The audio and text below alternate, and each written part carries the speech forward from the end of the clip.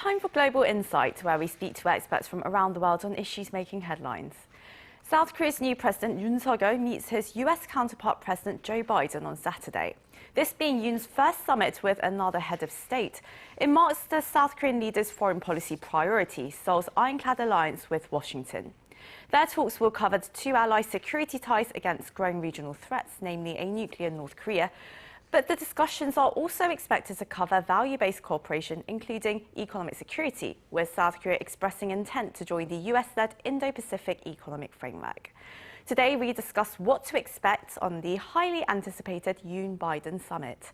Joining us for this discussion is Bruce Bennett, policy analyst at RAND Corporation, and Kim Yeon-uk, professor and director general at the Korea National Diplomatic Academy. Very warm welcome to you both. And starting with you, Dr. Bennett, my first question to you.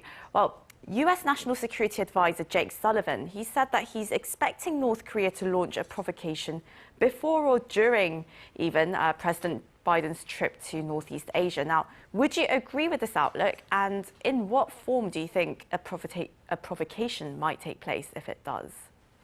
Well, I think Kim Jong-un has been very disappointed that the United States is paying so much attention to Ukraine and to Russia and what's going on in that part of the world. He claims to be the leader of a near peer to the United States, but he's not getting into the news. And so that is a problem for him, since outside news leaks into North Korea. He wants to be part of in the news, and that means using some kind of provocation to get attention while President Biden is visiting with President Yoon. But what is he going to do? Well, that's in part his desire, his function of his desire, but it's also in part a function of what his people are prepared for. They may not be ready to do a nuclear test. They may not be ready to do another Hwasong-17 test. So it will be interesting to see what they do. It should tell us as much as anything what kind of capabilities they have ready for testing. And certainly testing is less than operationally ready. And Professor Kim, South Korea's intelligence agency says that North Korea has completed preparations to launch another long-range missile. And while, of course, the Seoul and Washington defense chiefs, they said that they're going to keep up their readiness against any possible provocations. But what kind of scenarios do you think the allies are preparing for, and how would they respond to a provocation, especially if it happens during Mr. Biden's trip here? Well, I think because the U.S. president visits to South Korea, and if North Korea pursues any kinds of military provocations, including ICBM tests, as you mentioned, during his visit to Asia, I think this is a very emergent situation for the United States security. And I think they will upgrade the level into the wartime situations and pretty much try to cope with these wartime situations along with the South Korean president in a designated spot in South Korea. Maybe that's the first one. And secondly, I think some other extended deterrence measures which has been vacant for a while, something like deploying the strategic assets to the Korean Peninsula. I think it might be something that they can think of. Maybe later on, they will resume the military exercises, joint military exercises, but this is something that happened before. I mean, all these measures are, the problems of all these measures are that, post-affairs measures, post-affairs extended deterrence measures. So even though they talk about the readiness, I'm personally wondering if there are any efficient, measures that really can prevent the North Korean provocations beforehand. I think that's the fundamental, problems of the extended deterrence situations in South Korea. And Dr. Bennett, there has been talk about really strengthening extended deterrence for quite some time now. But how would Seoul and Washington pursue that? And how would they also strengthen their trilateral security ties with Tokyo as well?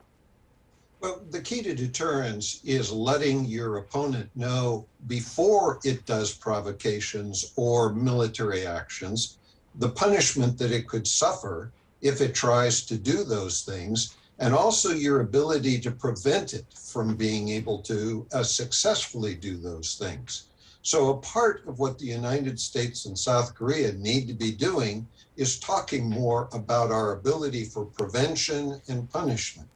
Part of that prevention is associated with the three-axis systems, with the kill chain, with Korean air and missile defense and U.S. air and missile defense, and with the Korean massive punishment and retaliation system and the U.S. retaliation that would be possible.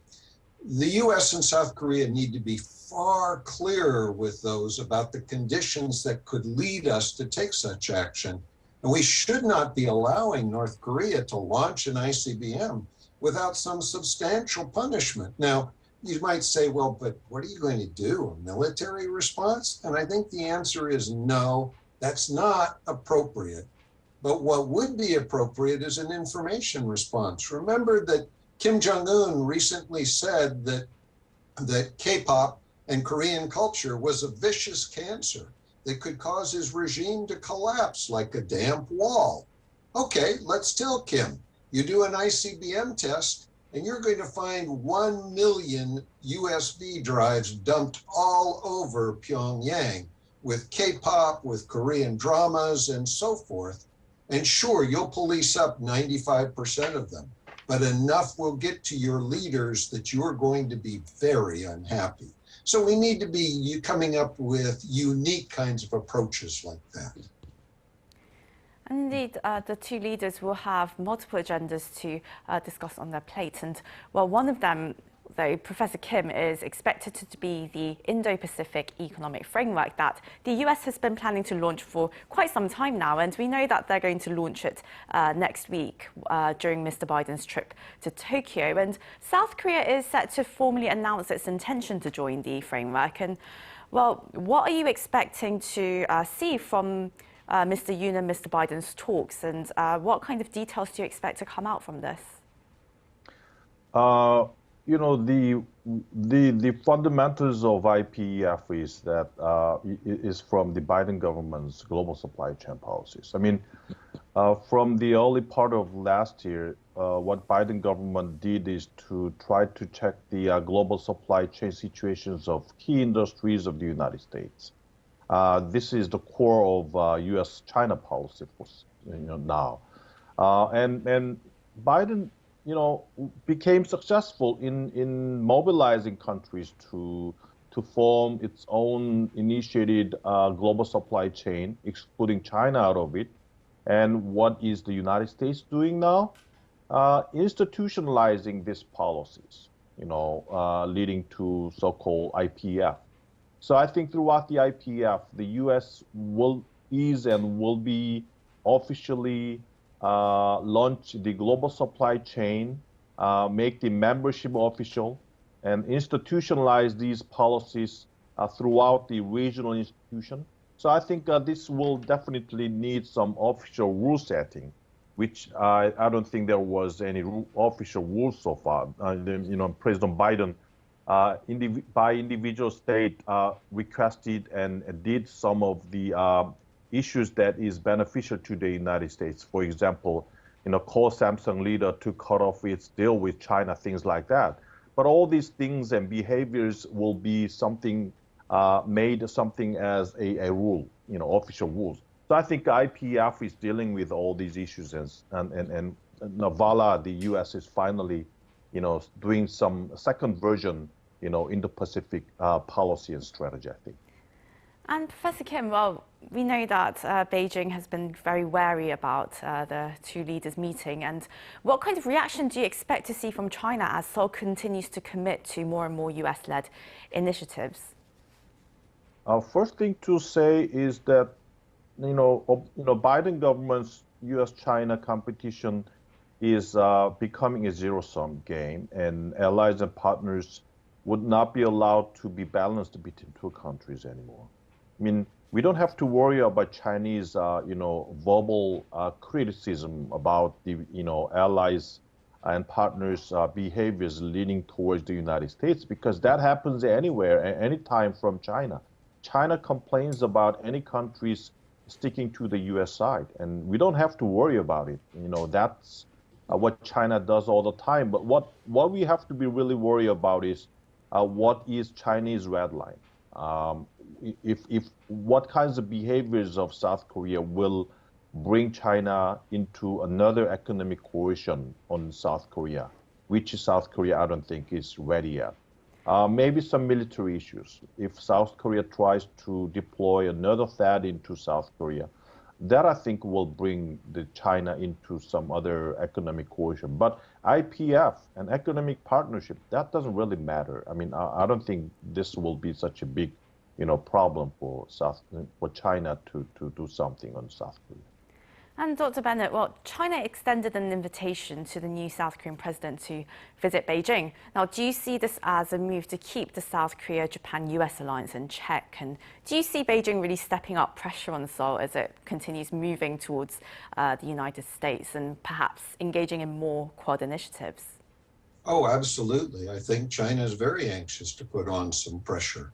Now, how extreme it is, as we just heard, we don't know how far they're prepared to go. But remember, THAAD was not a really big deal, and yet they applied incredible pressure on South Korea. So now you have President Yoon as the president of South Korea. I think China will want to tell him what it is they want and put some real pressure on him. And that'll be good for President Yoon, because then he'll get a sense for where the Chinese are coming from. Remember that the Chinese want to, in about 25 years, have global domination. President Xi Jinping has announced that.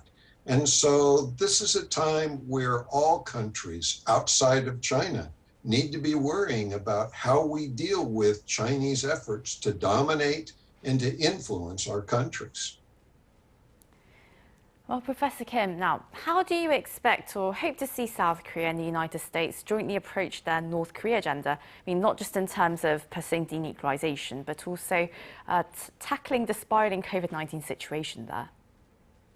I think this is, big opportunity for South Korea to develop inter-Korea relations. Of course, this is such a bad casualty in North Korea.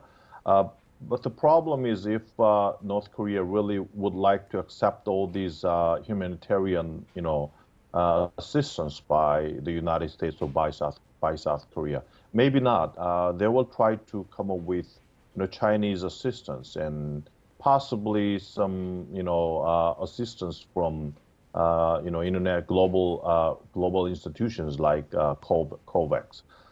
So we'll see how it goes.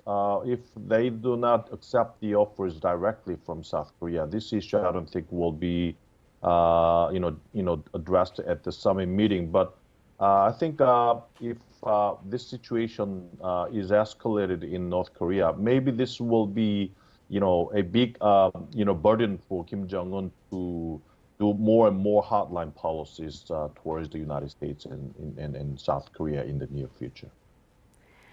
And Dr. Bennett, for decades, the US and South Korea were allies in security and, of course, economic partnership as well. But recently, Yoon and Biden have both emphasized shared values such as freedom, human rights, and liberal democracy. So how do you see them really incorporating that into their partnership as they continue to take on these shared regional security issues? Well, I think it's important to start emphasizing for both President Yoon and President Biden the challenges of human rights in North Korea. That's an issue which we can both deal with. It fits on the information spectrum that I was talking about before. The lack of human rights, the abuse of the prison systems, the North Korean gulags for political prisoners. That kind of thing is a part of what the US and South Korea ought to be talking about, trying to get North Korea to change. But we also have to be careful. If we go too far with the negative, North Korea is just going to brush us off. There has to be a balance between the negative kinds of things that we try to do to get North Korea to change, but also the positive. So offering North Korea some Pfizer and Moderna vaccines. They've indicated tremendous interest in those. That would be a positive. It is a carrot and stick approach of let's try and see if we can break through to North Korea and offer them things which will cause them to be more cooperative. That may fail, but at least it's an effort we should be trying together, our two countries, to see if we can change the way the North interacts with the world.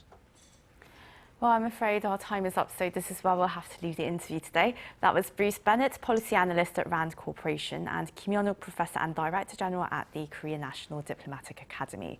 Thank you both so much for your time today. Thank you.